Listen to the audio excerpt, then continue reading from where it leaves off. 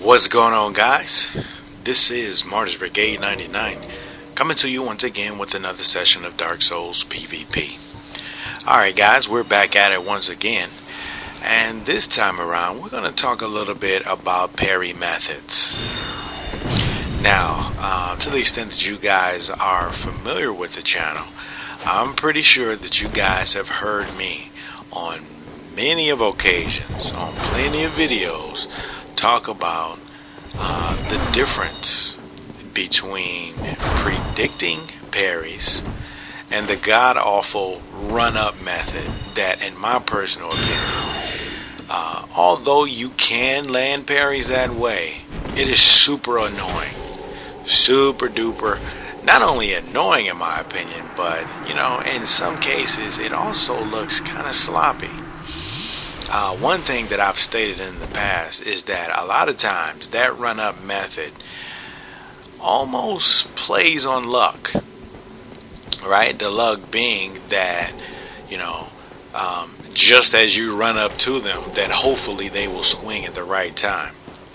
Me, on the other hand, I like more of the predicting method, right? So what I'm going to demonstrate is 3 clips wherein I am using the run-up method, and I will use 2 clips where I'm using the predicting method, and the last is going to be a 3-minute arena series where I'm facing someone, where you can kind of see the difference between the run-up method and the predicting method.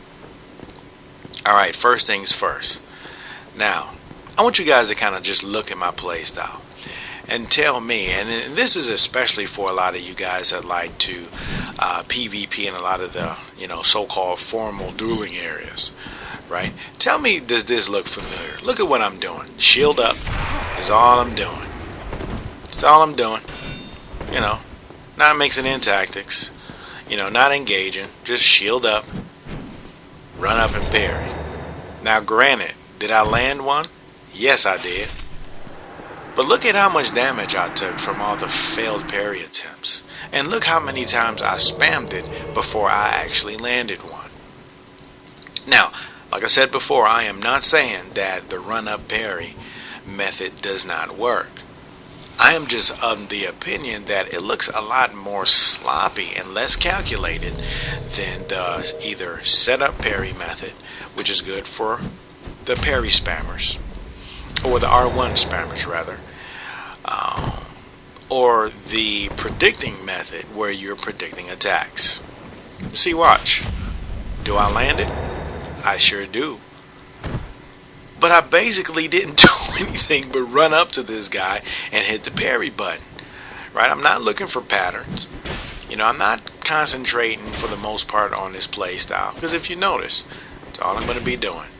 Run up to him and then parry. See, look. This is so annoying. And I don't know if it's just me and one of the pet peeves that I have, you know, just based on playing the game for so long and I just get annoyed by some things, or other people are equally can't even talk over here, or if other people are as equally annoyed as I am with regard to that run-up parry method. So let's try this again. We have a high-speed catch pole. And I'm just going to continue the same tactic. Run up and parry. Right, I might integrate 1 or 2 swings, but for the most part, see? And granted, I landed it. You know, but just look at me. I don't know. Some people, you know, they may like this method. I really don't. In my personal opinion, like I said before, it kind of plays on luck. You know, especially with some of these slower swinging weapons. Now, granted, some of these weapons with kind of the slower attack startups, you know, it may be more effective. You know, especially when you're kind of dealing with the ultra great swords. But I don't know. This is what you'll often run into. You know, if you're dealing with a good player, they'll try to deter you by incorporating kicks. You know, because that's what I do. When I notice somebody trying to hit me up with that ridiculous run up and parry method, what I usually do is start to incorporate kicks, or I just go straight in for lock BS, in hopes that if I do that to them enough, they'll say, okay, I probably don't want to run up to this guy and parry because he's going to punish with either a backstab or with a kick. Now just notice what I'm going to do. Run up to him and parry. Come on, dude. Just sit back with my shield up, run up to him over and over and parry. And this is super annoying. And granted, I'm going to land one, but am I really predicting anything? In my personal opinion, I'm not. Because when I was actually doing this gameplay, I wasn't predicting anything. I was just running up to him and hitting the parry button. Kind of looks like you're spamming for the most part. I mean, at least it does to me. Some of you guys are kind of good with the high-speed parry method. You may not see it as spamming, but in my opinion, it just looks like you're spamming to me. Alright, so let's go ahead and try to look at an alternative method.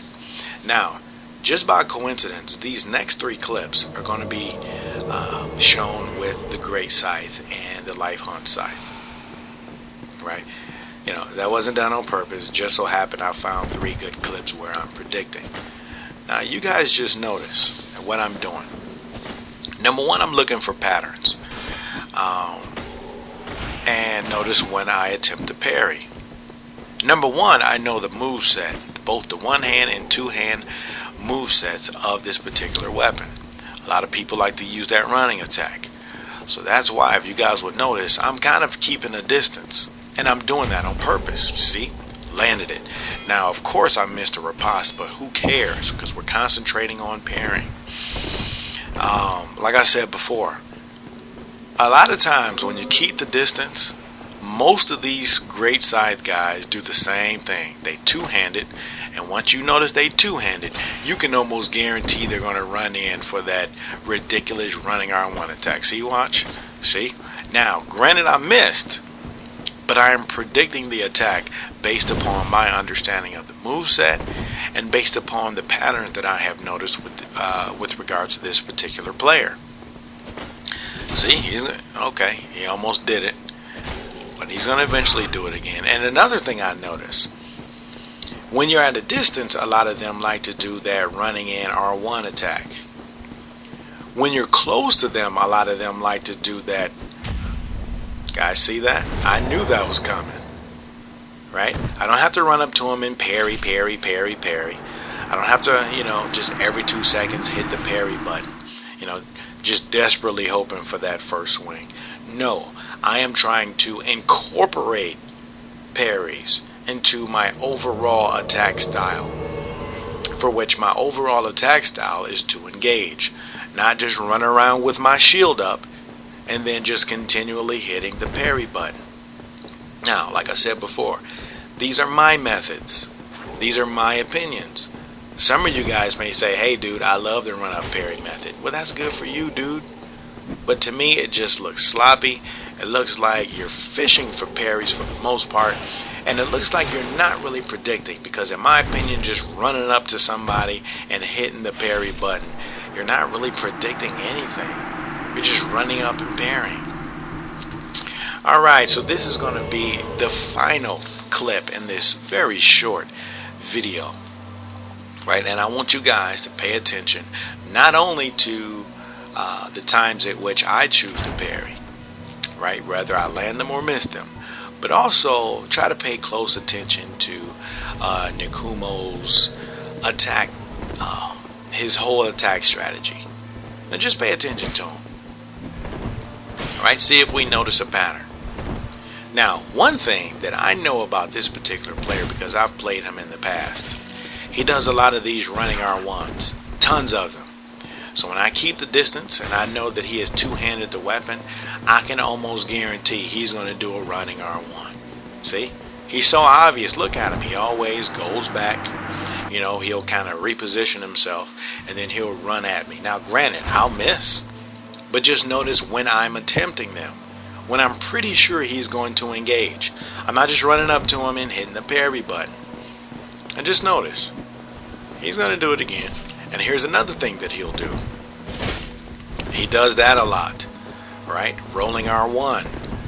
Okay, so since we know that he's going to do a lot of rolling R1s and running, and just like right there, you guys notice that he just did a rolling R1. It just so happened I missed, but I am able to predict it based upon my observations of his attack style. But what am I doing in between? See, how did I land that? Rolling R1. But see, how am I able to predict? Number one, you have to first be familiar with the timings, like I suggested in all of my parry instruction videos. After you get used to the timings, you should look for patterns, for which this is why I am able to land these parries, because I am noticing his patterns. I'm not just running into the match blindly. Number three, I am incorporating parries into my overall attack strategy.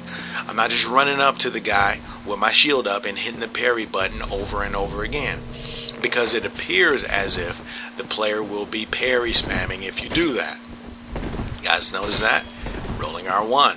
Now granted, I missed it, but the fact that I am attempting it lets you know that I'm paying attention to the patterns. See? And actually he was going to swing right there. Let's just see, can we notice some more patterns? Okay, so he throw a kick in. More rolling R1s. Okay, so he tricked me, which is good right there on his part, right? He's trying to be less predictable. But he's going to end up doing the running R1 again. Come on, dude. Come on, here we go. Rolling R1. See? Every time. Granted, I missed a riposte, but at least I'm paying attention to the parry patterns and his attack strategies. Well, alright guys, that's pretty much it. I hope you guys kind of got a good understanding of what I was talking about, and I hope a lot of you guys who are learning to parry start to pay more attention to your opponent as opposed to just running up and parrying. Alright guys, Martyr's Brigade is out.